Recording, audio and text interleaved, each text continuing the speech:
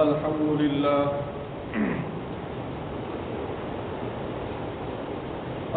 لله وكفى وسلام على عباده الذين اصطفى أما بعد فأعوذ بالله من الشيطان الرجيم بسم الله الرحمن الرحيم وما أرسلناك إلا رحمة للعالمين صدق الله مولانا العظيم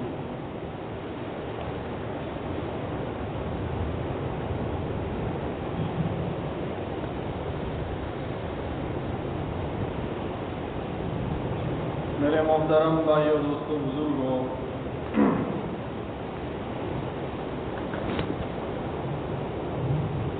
جیسا کہ آپ سب لوگوں کو معلوم ہے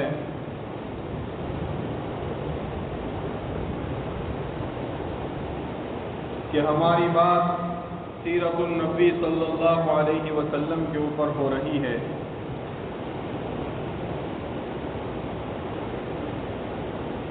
اور جن میں سے کچھ بڑی بڑی باتیں آپ لوگوں کے سامنے ابھی تک عرض کر دی گئی ہے۔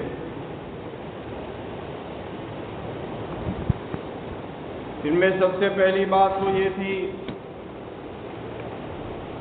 کہ صحیح قول کے مطابق حضرت نبی کریم صلی اللہ علیہ وسلم 9 ربیع الاول کو پیدا ہوئے۔ آپ پیدا ہوئے، آپ یتیم تھے۔ پیدائش سے پہلے ہی اپنے ابا حضرت عبداللہ کا انتقال ہو چکا تھا، اور دار النابغہ ایک جگہ ہے، وہاں آپ کی دفن موجود ہے، آپ کی قبر موجود ہے۔ پیدائش کے بعد کچھ دن حضرت آمینہ نے نبی کریم صلی اللہ علیہ وسلم کو دودھ پلایا۔ اس کے بعد حضرت صوبیہ نے، پھر حضرت حلیمہ نے 2 سال تک نبی کریم صلی اللہ علیہ وسلم کو دودھ پلایا۔ جب آپ صلی اللہ علیہ وسلم کی عمر مبارک 6 سال کی ہوئی تو آپ کی والدہ حضرت آمینہ مقام ابوا کے اوپر بیمار ہوئی، اور وہیں پر ان کا انتقال ہوا، اور وہیں ان کو دفن کیا گیا۔ آپ صلی اللہ علیہ وسلم کی عمر مبارک کے بعد، یعنی والدہ کے انتقال کے بعد، آپ کی پرورش دادا عبد المطلب نے فرمائی۔ نبی کریم صلی اللہ علیہ وسلم کی عمر مبارک 8 سال کی ہوئی تو دادا بھی دنیا سے رخصت ہو گئے۔ دادا کی وفات کے بعد نبی کریم صلی اللہ علیہ وسلم کی تربیت اور پرورش آپ کے چچا جناب ابو طالب نے فرمائی۔ 12 سال کی عمر ہوئی، آپ نے تجارت کی غرض سے سب سے پہلے سفر شروع کیا۔ آپ صلی اللہ علیہ وسلم کی عمر مبارک 25 سال کی ہوئی تو آپ کی سب سے پہلی شادی حضرت خدیجہ الکبریٰ رضی اللہ تعالی عنہا سے ہوا، آپ کا نکاح ہوا۔ حضور پاک صلی اللہ علیہ وسلم کی عمر مبارک 40 سال کی ہوئی تو آپ کو نبوت کے منصب کے اوپر فائز کیا گیا۔ آپ کو 40 سال کی عمر میں نبوت ملی۔ نبوت ملنے کے بعد 3 سال تک دعوت و تبلیغ کا کام خفیہ طور پر ہوتا رہا، چھپ چھپ کر دعوت و تبلیغ کے کام ہوتے تھے۔ نبوت کے مل جانے کے 3 سال بعد، یعنی خفیہ کام جاری تھا، اس خفیہ طور پر نبی کریم صلی اللہ علیہ وسلم نے کام کر کے جب اپنی ایک ایسی جماعت اخوت اور تعاون کی جمع کر لی کہ وہ نبی کریم صلی اللہ علیہ وسلم اور آپ کے دین کے لیے اپنی جان کو قربان کرنے کے لیے تیار تھے، ایسی ایک جماعت تیار ہو گئی تو پھر نبی کریم صلی اللہ علیہ وسلم کو یہ حکم دیا گیا کہ اب دعوت و تبلیغ کا کام علانیہ یعنی کھول کر کیا جاوے۔ اور ان میں آپ کو یہ بات بھی بتائی گئی کہ سب سے پہلے آپ اپنے رشتہ داروں کو اللہ کا دین سمجھائیے اور اللہ سے ڈرائیے۔ وَأَنذِرْ عَشِيرَتَكَ الْأَقْرَبِينَ۔ جب یہ آیت کریمہ نازل ہوئی اللہ کے رسول صلی اللہ علیہ وسلم نے حضرت علی کو بلایا اور فرمایا کہ میرے اوپر اس طرح کی آیت نازل ہوئی ہے، اس لیے آپ ایک کام کیجئے کہ بنو عبد المطلب کو ایک جگہ کے اوپر جمع کیجئے دعوت کے لیے، اور دعوت کا بھی انتظام کیجئے، پھر ہم ان کے سامنے ہماری بات رکھیں گے۔ حضرت علی رضی اللہ تعالی عنہ نے یہ سارا انتظام کیا اور تقریباً 40 یا 45 خاندان کے لوگ جمع ہو گئے۔ کھانا کھانے کے بعد سب سے پہلے حضور پاک صلی اللہ علیہ وسلم کے چچا ابو لہب نے اس موقع کے اوپر نبی کریم صلی اللہ علیہ وسلم کے متعلق کچھ باتیں حضور کے سامنے ہی کہی، جس کے اندر نبی کریم صلی اللہ علیہ وسلم کی شان میں گستاخی بھی تھی اور آپ کو ڈرانا دھمکانا بھی مقصود تھا۔ یہ تقریر ابو لہب نے کی، حضور پاک صلی اللہ علیہ وسلم اس موقع کے اوپر خاموش ہو گئے، کچھ نہیں بولے، چپ رہے، کچھ جواب نہیں دیا۔ ابو لہب کی اس تقریر سے وہ سارے لوگ جو آئے تھے بغیر کچھ حضور پاک صلی اللہ علیہ وسلم کی بات سنے بغیر ہی وہ سارے لوگ اپنے اپنے گھر واپس پہنچ گئے۔ دوسرے دن پھر دوبارہ ان کو جمع کیا گیا اور جمع کرنے کے بعد کھانا کھا لینے کے بعد نبی کریم صلی اللہ علیہ وسلم نے دعوت و تبلیغ کے طور پر ان کے سامنے ایک تقریر بیان کی، جس میں نبی کریم صلی اللہ علیہ وسلم نے فرمایا، اے بنی عبد المطلب، میں نے آج تک کوئی ایسا نوجوان نہیں دیکھا جو تمہارے پاس مجھ سے اچھی بہتر دعوت لے کر آیا ہو۔ میں نے آج تک کوئی ایسا نوجوان نہیں دیکھا۔ میرا یہ دین، میری یہ بات بالکل حق دین ہے، حق بات ہے، تمام تعریف اللہ کے لیے ہے، میں اسی کی تعریف کرتا ہوں، اسی کی بڑائی بیان کرتا ہوں، میں نے بھروسہ بھی اسی کے اوپر کیا ہے اور میں اسی کو ایک مانتا ہوں اور اسی کو اپنا معبود شمار کرتا ہوں۔ پھر فرمایا کہ رہنما اپنے گھر والوں کے سامنے جھوٹ نہیں بولتا، رہنما اپنے گھر والوں کے سامنے جھوٹ نہیں بولتا۔ میں اس ذات کی قسم کھا کر کہتا ہوں جو ہمارا تنہا واحد محبوب ہے، اللہ ہی معبود ہے، میں اس کی قسم کھا کر کہتا ہوں کہ خصوصاً میں تمہارے پاس اور عموماً عالم کے لیے اللہ تبارک و تعالیٰ نے مجھے اپنا رسول بنا کر بھیجا ہے، اس لیے آپ میری بات کو تسلیم کر لو، میری بات کو قبول کر لو، اور ایک دن تم سب مارے جاؤ گے، تم سب کو موت آئے گی، جس طرح تم سو جاتے ہو اور پھر مرنے کے بعد تم کو دوبارہ اٹھایا جائے گا، جس طرح سونے کے بعد تم دوبارہ جاگتے ہو، اٹھتے ہو، اس کے بعد اللہ کے سامنے پیشی ہوگی، دنیا میں جو کچھ بھی کیا ہے ان کا حساب دینا ہے، اس کے بعد جنت اور جہنم کا فیصلہ ہونے والا ہے۔ نبی کریم صلی اللہ علیہ وسلم نے ان کے سامنے یہ تقریر بیان کی۔ حضور پاک صلی اللہ علیہ وسلم کا یہ تقریر بیان کرنا تھا کہ ان بت پرستوں کے پیروں سے زمین ہٹ گئی، اس لیے کہ کعبۃ اللہ کے 360 جو بت تھے وہ ان کی معیشت اور ان کے اقتدار تھا، جس کی عبادت کے لیے، جس کی پرستش کے لیے سارا عرب وہاں آیا کرتا تھا، اور حضور کی جو بات تھی وہ بت پرستی کو تو منع کرنے والی تھی، اس لیے ان کو بڑا تعجب ہوا اور ان کے پیروں سے زمین ہل گئی گویا۔ نبی کریم صلی اللہ علیہ وسلم نے ان کو یہ بات سمجھائی۔ ایک موقع کے اوپر نبی کریم صلی اللہ علیہ وسلم نے حرم کعبہ کے اندر توحید بیان کی، ایک اللہ کی وحدانیت کو بیان کیا، تو گویا کفار مکہ کے نزدیک یہ کعبۃ اللہ کی سب سے بڑی توہین تھی، سب سے بڑی توہین تھی، جس کی بنا کے اوپر ایک ہنگامہ سا کھڑا ہو گیا اور سارے لوگ نبی کریم صلی اللہ علیہ وسلم کے اوپر ٹوٹ پڑے۔ مسلمانوں کو جب پتہ چلا تو مسلمان وہاں آئے، اس کے اندر حضرت حارث بن ابو حالہ، یہ وہی ہے حضرت خدیجہ نے جو پہلی شادی کی تھی اور جن سے جو اولاد ہوئی تھی حضرت حارث، یہ وہی حارث ہے، وہ نبی کریم صلی اللہ علیہ وسلم کو بچانے کے لیے تشریف لائے، لیکن ان کے اوپر بھی وار ہوا، لوگوں نے ان کے اوپر بھی حملہ کیا، یہاں تک کہ وہ شہید ہو گئے۔ یہ سب سے پہلی شہادت تھی اسلام کے اندر، اسلام کے خاطر یہ سب سے پہلا خون بہایا گیا تھا، سب سے پہلا خون یہ بہایا حضرت حارث جو شہید ہوئے تھے۔ تو نبی کریم صلی اللہ علیہ وسلم نے ان کے سامنے توحید کو بیان کیا۔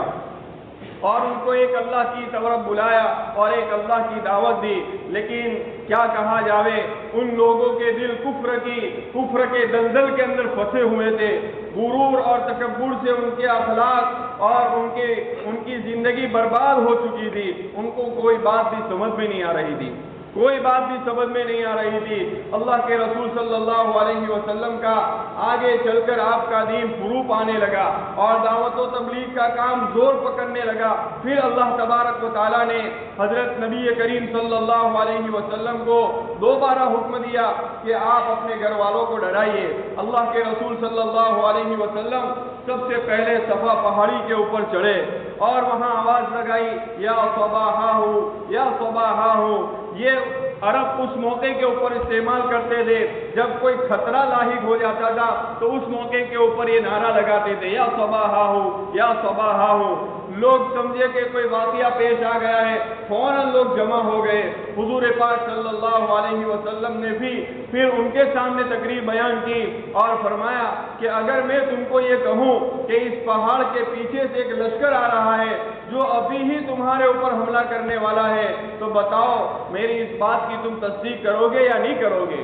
سارے لوگ نے ایک زبان ہو کر کہا، کیوں نہیں، ہم نے تو ہمیشہ آپ کو صادق اور امین پایا ہے، یعنی کبھی آپ کی زبان سے کبھی جھوٹ نہیں نکلا، ہم ضرور آپ کو سچ مانیں گے۔ حضور نے فرمایا، دیکھو تمہارے پیچھے موت کا ایک لشکر آ رہا ہے، تم ایک خدا کی عبادت کرو، ایک اللہ کو مان لو، جو کچھ میں لے کر آیا ہوں اس کو تم قبول کر لو، اللہ کے عذاب سے نجات پا جاؤ گے۔ اللہ کے حکم کو پورا کرو، اگر اللہ کو نہیں مانو گے، اللہ کے حکم کو نہیں مانو گے تو تمہارے اوپر سب عذاب آنے والا ہے۔ حضور کا یہ کہنا تھا۔ پھر کیا ہوا؟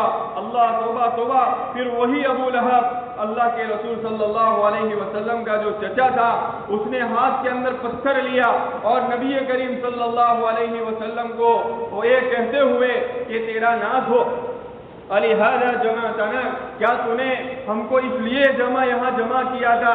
یوں کہہ کر آپ صلی اللہ علیہ وسلم کو اس نے پتھر مارا۔ پھر اللہ تبارک و تعالیٰ کی خدا کی طرف سے آواز آئی، تیرا ہی ناز ہو، اور اسی کی بد دعا کے اندر پوری سورہ تبت یدا، پوری صورت اس کے خلاف اور اس کی بد دعا کے اندر نازل ہوئی۔ اللہ تبارک و تعالیٰ نے اس طرح سورہ تبت یدا کی صورت کو نازل فرمایا۔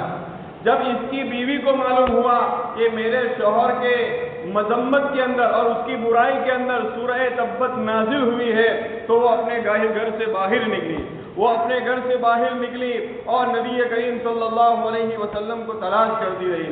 اس موقع کے اوپر نبی کریم صلی اللہ علیہ وسلم حرم کعبہ میں بیٹھے ہوئے تھے، ان کے پاس حضرت ابو بکر صدیق بھی تھے۔ وہ وہاں پہنچی، ہاتھ کے اندر مٹی کے پتھر لیے ہوئے تھے، ابو بکر صدیق کے سامنے اور حضور بیٹھے تھے۔ سامنے آئی، اللہ تبارک و تعالیٰ نے اس کی آنکھوں کو اور اس کی نگاہوں کو گویا اچک لیا ہو۔ وہ حضرت ابو بکر صدیق کو تو دیکھ سکتی تھی لیکن اللہ کے رسول اس کو دکھائی نہیں دیے، اور حضرت ابو بکر صدیق سے پوچھا کہ تمہارا وہ ساتھی کہاں ہے؟ ہم نے سنا ہے کہ وہ ہمارے بارے میں برائی بیان کرتا ہے، اگر وہ مجھ کو کہیں ملے گا تو میں اس مٹی کے پتھر کے منہ کے اوپر ماروں گی۔ یہ کہہ کر وہ چلی گئی۔ حضرت جانے کے بعد حضرت ابو بکر صدیق نے نبی کریم صلی اللہ علیہ وسلم سے پوچھا کہ اللہ کے رسول، کیا اس نے آپ کو دیکھا نہیں ہوگا؟ اللہ کے رسول نے فرمایا، اللہ تبارک و تعالیٰ نے اس کی نگاہوں کو اچک لیا تھا، جس کی وجہ سے وہ مجھ کو نہیں دیکھ سکی۔ تو یہ سب سے پہلی جب دعوت دی اس موقع کے اوپر تبت یدا ابی لہب نازل ہوئی۔ اب اللہ کے رسول صلی اللہ علیہ وسلم کے دین کے اندر ترقی ہوتی رہی، لوگ اسلام کو قبول کرتے رہے، لیکن جو لوگ اسلام قبول کرتے ان کے گھر والوں کے درمیان بغض، عداوت، اختلاف پیدا ہو جاتا تھا، اور یہ بات قریش مکہ کو بالکل بھی پسند نہیں تھی۔ جو چیز بھی ان کے سامنے آتی تھی ان کو وہ ناپسند کرتے تھے، یہاں تک کہ اسی کشمکش میں تھے کہ ان کے سامنے ایک اور واقعہ پیش آیا، اور اسی زمانے کے درمیان میں حج کا زمانہ آ گیا۔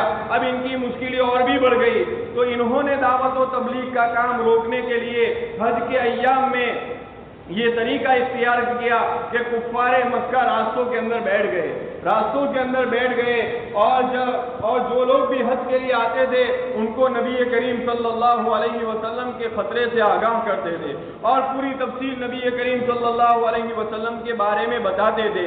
اس موقع کے اوپر یعنی حج کے ایام میں ادھر نبی کریم صلی اللہ علیہ وسلم حج کے ایام کے اندر بازاروں میں جاتے، لوگوں کے خیموں کے پاس جاتے اور ان کو دین کی، ایمان کی، اسلام کی باتیں سمجھا دیتے۔ ادھر وہی ابو لہب اللہ کے رسول صلی اللہ علیہ وسلم کے پیچھے تھا، وہ یوں کہتا اس آدمی کی بات مت ماننا، یہ تو بے دین ہو گیا ہے، یہ بے دین ہو گیا ہے۔ اب اس اللہ کے رسول صلی اللہ علیہ وسلم کی اس محنت کا فائدہ یہ ہوا کہ جب لوگ حج کر کے اپنے گھر چلے گئے تو لوگوں کے ذہن کے اندر یہ بات تو بیٹھ گئی کہ محمد صلی اللہ علیہ وسلم نے نبوت کا دعویٰ کیا ہے، لوگوں کے ذہن میں یہ چیز تو آ گئی تھی، یہاں تک کہ پورے عرب کے اندر یہ بات مشہور ہو گئی اور آپ صلی اللہ علیہ وسلم نبی بنے ہیں، یہ پورے عرب کے اندر مشہور ہو گیا۔ اب کفاروں سے یہ بات دیکھی نہیں گئی اور انہوں نے سوچا کہ ہمارا یہ طریقہ اور ہمارا یہ کام بھی ہم کو کوئی فائدہ نہیں دیا، تو انہوں نے بیٹھ کر غور و فکر کیا کہ اور کوئی اور راستہ اختیار کیا جائے جس کی وجہ سے یہ لوگ دین کی محنت اور دین کا کام نہ کر سکے۔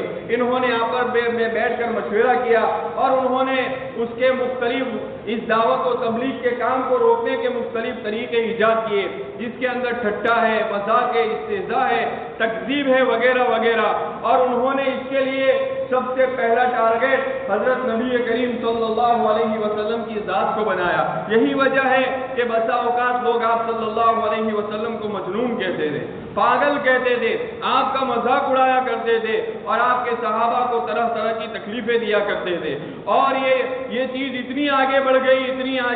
ان کا مقصد یہ تھا کہ اگر ان کو ہم اس طرح ان کا مذاق اڑائیں گے تو ان کا دل ٹوٹ جائے گا اور یہ کام کرنے سے بیٹھ جائیں گے، اس لیے انہوں نے یہ طریقہ اختیار کیا اور یہ طریقہ اتنا پھیلا، اتنا آگے بڑھا، اتنی کثرت ہو گئی کہ اس کا اثر خود نبی کریم صلی اللہ علیہ وسلم کے دل کے اوپر بھی ہونے لگا۔ یہ لوگ جو کہتے تھے ان کا اثر حضور کے دل کے اوپر بھی ہوتا تھا۔ یہی قرآن پاک ایک جگہ کہتا ہے انک یضیق صدرک بما یقولون، یعنی یہ جو کچھ بھی آپ کو یہ لوگ جو بھی کہتے ہیں اس سے آپ کا دل تنگ ہو رہا ہے، ہم سب جانتے ہیں۔ لیکن اس موقع کے اوپر بھی اللہ تبارک و تعالیٰ نے نبی کریم صلی اللہ علیہ وسلم کو ثابت قدمی بخشی اور اس کا علاج بھی بتایا کہ اس کا علاج یہ ہے فَسَبِّحْ بِحَمْدِ رَبِّكَ وَكُن مِّنَ السَّاجِدِينَ وَاعْبُدْ رَبَّكَ حَتَّىٰ يَأْتِيَكَ الْيَقِينُ، یعنی آپ کا دل تنگ نہ ہو، اس کا علاج یہ ہے کہ آپ اللہ کی تسبیح اور تحمید کو بیان کیجیے، اور سجدہ کرنے والوں میں سے ہوئیے اور آپ اللہ کی عبادت کیجیے یہاں تک کہ آپ کی موت آ جائے۔ رہی بات ان مذاق اڑانے والوں کی، اللہ کہتا ہے اِنَّا كَفَيْنَاكَ الْمُسْتَهْزِئِينَ، کہ آپ کو گھبرانے کی ضرورت نہیں ہے، آپ کی طرف سے ہم ہی ان سے نمٹ لیں گے، اور یہ سب لوگ جو کچھ بھی وہ کر رہے ہیں ہر ایک کو اس کا کیا ہوا معلوم ہو جائے گا۔ اللہ کے رسول صلی اللہ علیہ وسلم کو اس طرح تسلی دی گئی، اور یہی نہیں کہ اسی کے اوپر اکتفا کیا جائے بلکہ وہ قرآن مجید کے بارے میں بھی یوں الگ انسن باتیں کر کے نبی کریم صلی اللہ علیہ وسلم کو تکلیف پہنچاتے تھے۔ کبھی تو یوں کہتے تھے کہ یہ تو پریشان کرنے والے خواب ہے جو راتوں کو آتے ہیں اور صبح میں محمد بیان کر دیتا ہے۔ کبھی کبھی کہتا یہ تو ساری جھوٹی باتیں ہیں جس کو وہ من گڑت اور کہانیاں ہیں جس کو انہوں نے اپنے ہاتھ سے گڑھ لی ہے۔ مختلف نبی کریم صلی اللہ علیہ وسلم کے اوپر جو وحی نازل ہوتی تھی، قرآن نازل ہوتا تھا، طرح طرح کی باتیں کیا کرتے تھے۔ کبھی کہتے تھے یہ تو کوئی ایک انسان ہے جو اس کو سکھاتا ہے، ان ساری کہی ہوئی باتوں کے اوپر اللہ تبارک و تعالیٰ نے قرآن پاک کے اندر ان ساری باتوں کی تردید فرمائی ہے۔ ساری باتوں کی تردید جو بھی کفار نے کہا فوراً اس کے جواب میں اللہ نے قرآن کو نازل فرمایا ہے۔ ساری آیتیں ساری چیزیں کتابوں کے اندر موجود ہے، ابھی اس کی تفسیر کرنے کی گنجائش نہیں ہے، تو بہرحال اس کی تردید کے اندر وہ ساری آیتیں اللہ تبارک و تعالیٰ نے قرآن پاک کے اندر نازل فرمائی۔ اس کے اندر نضر بن حارث ایک تھا، نضر بن حارث جو قریش کے شیطانوں میں سے ایک بہت بڑا شیطان تھا۔ بہت بڑا شیطان تھا. اس نے یہ کہا کہ وہ غالباً ہیرا کوئی شہر کا نام ہے وہاں گیا اور اس نے وہاں جا کر بادشاہوں کے قصے یاد کیے, بادشاہوں کے قصے اور ان کے واقعات یاد کیے, اور وہ پھر آیا اپنے مکہ میں. اور جب اس کو معلوم ہوتا کہ نبی کریم صلی اللہ علیہ وسلم نے کسی آدمی سے دین کی بات, اسلام کی بات کہی ہے, تو حضور جانے کے بعد وہ اس آدمی کے پاس جاتا اور یوں کہتا اللہ کی قسم کہ مجھ سے بہتر اس کی بات ہو ہی نہیں سکتی, مجھ سے بہتر اس کی بات ہو ہی نہیں سکتی. پھر وہ بادشاہوں کے قصے, من گڑت قصے ان کو سناتا تھا. کہ اس نے ایک شرارت تو یہ کی, دوسری شرارت اس نے یہ کی کہ ایک لونڈی باندھی خریدی تھی. باندھی خرید جب اس کو معلوم ہوتا کہ کوئی انسان نبی کریم صلی اللہ علیہ وسلم کی طرف مائل ہو رہا ہے تو اس کو وہ پکڑ کر لے آتا اور اس باندھی کے پاس لے جاتا اور یوں کہتا اس کو کھلاؤ, اس کو پلاؤ اور اس کے گانے سناؤ, اس کے گانے سناؤ. اس کے بعد یوں کہتا جس کی طرف تم مائل ہو رہے ہو اس سے بہتر تو یہ ہے, اس سے بہتر یہ ہے. میں نے پہلے تو کفار مکہ اور مشرکین مکہ نے نبی کریم صلی اللہ علیہ وسلم کو تکلیف دینے میں ذرہ برابر بھی موقع چھوڑا نہیں ہے. جو بھی تکلیف دینے کی, ان کو جو بھی تکلیف دینے کا جہاں کہیں بھی ان کو موقع ملا ہے, انہوں نے اس موقع کو غنیمت سمجھ کر نبی کریم صلی اللہ علیہ وسلم کو تکلیف پہنچائی ہے. جیسے میں نے پہلے شروع میں بھی بتایا کہ دشمنی کا سب سے پہلا جو پتھر مارا وہ آپ کے چچا ابو لہب تھے.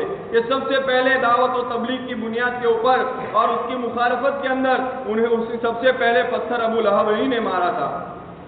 ان کے دو بیٹے عتبہ اور عتیبہ, یہ دونوں کی شادی نبی کریم صلی اللہ علیہ وسلم کی دو بیٹی حضرت رقیہ, حضرت ام کلثوم, نبوت ملنے سے پہلے شادی ہوئی تھی, رخصتی باقی تھی. جیسے ہی حضور کو نبوت ملی زبردستی دونوں کو اس نے طلاق دلوائی, دونوں کو طلاق دلوائی. اور یہ اس کی بیوی بھی اسی قبیل سے تھی, بالکل بس زبان تھی اور نبی کریم صلی اللہ علیہ وسلم کی شان کے اندر گستاخی کیا کرتی تھی. کانٹوں کے اندر, راستوں کے اندر وہ کانٹے بچھا دیتی تھی, حضور کے دروازے کے اوپر کانٹے بچھا دیتی تھی.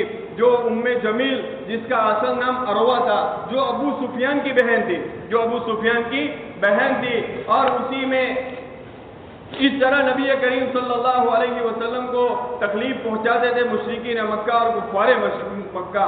جب انہوں نے دیکھا کہ ہماری یہ تدبیر بھی کوئی, اور یہی نہیں بلکہ وہ لوگ لوگوں کو قرآن سننے سے بھی دور رکھتے تھے, قرآن بھی نہیں سننے دیتے تھے. جہاں ان کو یوں لگتا کہ یہاں حضور آ کر دعوت و تبلیغ کا کام کریں گے, نماز پڑھیں گے, قرآن سنائیں گے, فوراً وہاں وہ چیختے چلاتے, تالیاں پیٹتے, ہنسی مذاق اڑایا کرتے, اور وہاں جو مجمع ہوتا ان کو بھگا دیا کرتے تھے. تو طرح طرح کی تکلیف دیتے تھے. لیکن اللہ تبارک و تعالیٰ کا دین حق تھا, غالب ہو کر ہی رہنے والا تھا. روز برہ حضور پاک صلی اللہ علیہ وسلم کے دین کو ترقی ہی ہوتی رہتی اور دعوت و تبلیغ میں ترقی ہوتی, لوگ اسلام کے اندر داخل ہو جاتے. لیکن ان کو پریشانی ہوتی, جیسے ہی لوگ اسلام قبول کرتے ان کی پریشانی اور بڑھ جاتی. انہوں نے یہ مشورہ کیا کہ اب کیا کیا جائے, ہماری یہ تدبیریں بھی بیکار ہو گئی, مذاق اڑانا, ان کی تکذیب کرنا, اب کیا کیا جائے. تو انہوں نے آپس میں مل کر مشورے کے اندر یہ طے کیا کہ اب جو کوئی بھی مسلمان ہو اور جو کوئی مسلمان ہوا ہے ان کو سخت سزائیں دی جائے, ان کو سخت سزائیں دی جائے. جو بھی جس کے ماتحت مسلمان ہیں ان کو سزائیں دی جائے. قبیلے کے سرداروں نے ان کی بات کے اوپر لبیک کہتے ہوئے ان کے ماتحتوں کے اندر جو بھی مسلمان تھے ان کو طرح طرح کی تکلیفیں دی, ایسی تکلیفیں دی کہ سن کر آدمی کے رونگٹے کھڑے ہو جاتے تھے. بارہا ہم نے حضرت بلال کے بارے میں سنا کیسے ان کو تکلیف دی جا رہی تھی. لیکن حضرت بلال حبشی بھی نبی کریم صلی اللہ علیہ وسلم کے سچے اور پکے غلام تھے. اتنی تکلیف کے اندر بھی حضرت بلال یوں کہتے تھے احد احد, اللہ ایک ہے, اللہ ایک ہے. حضرت عمار کے بارے میں کیسی ان کو تکلیف, حضرت خباب کے بارے میں کیسی ان کو تکلیف دی جاتی تھی, کیسی تکلیف. حضرت عمر نے ایک مرتبہ ان کی پیٹھ دیکھی, پیٹھ دیکھ کر حضرت عمر حیران ہو گئے اور یوں فرمایا آج تک کبھی ایسی پیٹھ نہیں دیکھی, ایسی پیٹھ نہیں دی. حضرت خباب نے فرمایا کہ یہ کفار لوگ مجھے آگ کے انگاروں کے اوپر ننگا کر کے گھسیٹتے تھے. اتنی حضرت سمیہ کو دھوپ کے اندر راستے کے اندر لایا گیا. حضور وہاں سے گزر رہے تھے, حضور نے فرمایا صبر کرو, تمہارا ٹھکانہ جنت ہے. तुम्हारा ठिकाना जन्नत है। इसके ऊपर भी अभी जहर को तस्कीन नहीं हुई कि जिसकी बुनियाद के ऊपर उसने एक बर्छा मारा और शहीद हो गई। इस्लाम में ये सबसे पहले खातून है जो सबसे पहला उसका शहादत का मर्तबा है, और ये सबसे पहली खातून है जो इस्लाम के खातिर शहीद हुई है। और यही नहीं बल्कि इनको रिश्तेदारों के साथ ताल्लुक को भी तोड़ना पड़ा। जब ईमान लाए बापों ने, और जो जिनके साथ खूनी रिश्ता था वो सारे रिश्ते टूट गए, सारे रिश्ते टूट गए। तो उनके कपड़े ये कोई उतार रही है, कपड़े भी उतार लिए और यूं कहा जाकर मोहम्मद से ले। जाकर कौन कह रहा है? सगा बाप कह रहा है, सगा भाई कह रहा है। अपनों के दिए हुए जख्म का दर्द कुछ और ही होता है। सहाबा को उसके ऊपर और उस जुमले के ऊपर उनके ऊपर क्या गुजरी होगी हम तसव्वुर भी नहीं कर सकते, तसव्वुर भी नहीं कर सकते। हजरत साद बिन अबी वक्कास ईमान लाए, इनकी माँ ने कसम खा ली, माँ ने कसम खा ली जब तक ये इस्लाम से फिरेंगे नहीं तब तक न खाऊंगी न पीऊंगी, कुछ नहीं कर, बात भी नहीं करूंगी। 2 दिन हो गए, तीसरे दिन इफाका की वजह से बेहोश होकर गिर पड़ी। लेकिन जब होश आया इसका असर साद बिन अबी वक्कास के ऊपर जर्रा बराबर भी नहीं हुआ, और यूं कहा अगर ऐसी हजारों जान भी तू कुर्बान कर देगी तो भी मैं इस्लाम से और ईमान से फिरने वाला नहीं। ये सहाबा का ईमान था। आज हमारे पास भी ईमान है, हमारे पास भी ईमान है, लेकिन सहाबा के ईमान की बात ही कुछ और है। हमने ईमान कबूल किया, मुसलमान के घर पैदा हुए, मुसलमानों का सा नाम रखा गया, मुसलमान हो गए। सहाबा ने उस दौर के अंदर ईमान को कबूल किया है कि जिस जगह और जिस जमाने के अंदर ईमान को कबूल करना गोया अपनी मौत को दावत देना है, मुसीबत और तकलीफों को दावत देना है। ऐसे जमाने के अंदर सहाबा ने ईमान को कबूल फरमाया है। तो ये सहाबा ने इस ईमान के खातिर और इस्लाम के खातिर बहुत सारी कुर्बानियां दी है। तो इन्होंने इन लोगों को, मुसलमानों को तरह तरह की तकलीफें पहुंचाई, लेकिन ये मुसलमानों के अब जरूरी था कि मुसलमानों के इन हालात के ऊपर नबी करीम सल्लल्लाहु अलैहि वसल्लम कोई ऐसी राह निकालते जिससे मुसलमानों के ऊपर होने वाले जुल्म व सितम कम हो जाए। कोई ऐसी राह की जरूरत थी। उस मौके के ऊपर नबी करीम सल्लल्लाहु अलैहि वसल्लम ने 2 रास्ते निकाले और दो चीजें अपनाई। एक तो अरकम बिन अबी अरकम के घर को मशवरे की जगह बनाई, दावत और तबलीग के लिए मशवरे की जगह बनाई, और दूसरा रास्ता ये निकाला कि इन मुसलमानों को हबशा की तरफ हिजरत करने का हुक्म दिया, हबशा की तरफ हिजरत करने का हुक्म दिया। तो बहरहाल मुसलमानों के ऊपर मुख्तलिफ तरीकों से तकलीफ हुई, लेकिन इस्लाम के अंदर तरक्की ही पकड़ रही थी और लोग इस्लाम के अंदर दाखिल हो जाते थे और इस्लाम तरक्की ही पाता था। अब इनको और भी ज्यादा परेशानी हुई कि अब आखिर क्या किया जाए। सारे हरबे सारे काम कर दिए, लेकिन इस्लाम के अंदर तो तरक्की ही हो रही है। उन्होंने कहा कोई ऐसा बुराई का काम नहीं करना है, एक काम करते हैं कि सीधे अबू तालिब के पास पहुंचते हैं, अबू तालिब के पास जाकर उनके सामने बात रखते हैं। चुनांचे उनका एक लश्कर और उनका एक वफ्द अबू तालिब की खिदमत में आया और उनके अबू तालिब के सामने वो सारी बातें रखी कि तुम्हारा एक भतीजा है, हमारे बूतों को पूरा भला कहता है, आप उनको रोक दीजिए। अगर वो नहीं रुकता है तो फिर आप बीच के अंदर, क्योंकि अबू तालिब एक नामवर आदमी थे, किसी की मजाल नहीं थी कि उनके हक के खिलाफ कोई काम करे। वो बड़े ऊंचे पाए के आदमी थे अबू तालिब, किसी की भी मजाल नहीं थी। तो उन्होंने अबू तालिब के सामने ये बात रखी। अबू तालिब ने उनको नरम लहजे में नरमी के साथ बात करके उनको समझा दिया, वो लोग चले गए। फिर भी नबी करीम सल्लल्लाहु अलैहि वसल्लम दावत और तबलीग के मिशन में रहे। उन्होंने देखा कि बात करने के बाद भी कोई फैसला हुआ नहीं है। फिर उन्होंने दूसरा एक वफ्द भेजा अबू तालिब की खिदमत में। उन्होंने आकर अबू तालिब से बात की कि पहले भी हमने बात की थी, लेकिन ये तुम्हारा भतीजा तो काम करता ही जा रहा है और हमारे माबूदों को बुरा भला कहता ही जा रहा है। अगर यही रहा तो फिर आप बीच में जो हट जाइए, हम उनसे निमट लेंगे। अबू तालिब ने देखा कि इनकी मुखालफत तो दिन ब दिन बढ़ ही रही है। उसी मौके के ऊपर नबी करीम सल्लल्लाहु अलैहि वसल्लम को बुलाया और सारी बातें रखी और अबू तालिब ने नबी करीम सल्लल्लाहु अलैहि वसल्लम को समझाया। लेकिन हुजूर पाक सल्लल्लाहु अलैहि वसल्लम ने देखा कि चाचा अबू तालिब के पैर भी अब लड़खड़ाने लगे हैं, अब ये भी घबरा गए हैं। तो हुजूर ने भी डंके की चोट पर यूं कहा, खुदा पाक की कसम चाचा, अगर ये लोग मेरे एक हाथ के अंदर चांद लाए और दूसरे हाथ के अंदर सूरज लाकर रख दे, तब भी मैं इस दावत और तबलीग के मिशन को छोड़ने वाला नहीं हूं। मैं ये काम करता रहूंगा यहां तक कि मेरी मौत आ जावे, یہاں تک کہ میری موت آ جاوے۔ جب ابو طالب نے دیکھا کہ بھتیجے کا عزم و ارادہ مضبوط ہے تو کہا جاؤ، جس مشن کے لیے اللہ نے آپ کو منتخب فرمایا ہے اس کام کو کرنے کے ذریعے میں ضرور تمہاری مدد کروں گا، اور اگر کوئی تمہارے راستے کے اندر آئے گا میں ضرور اس سے نمٹوں گا۔ اس کے بعد نبی کریم صلی اللہ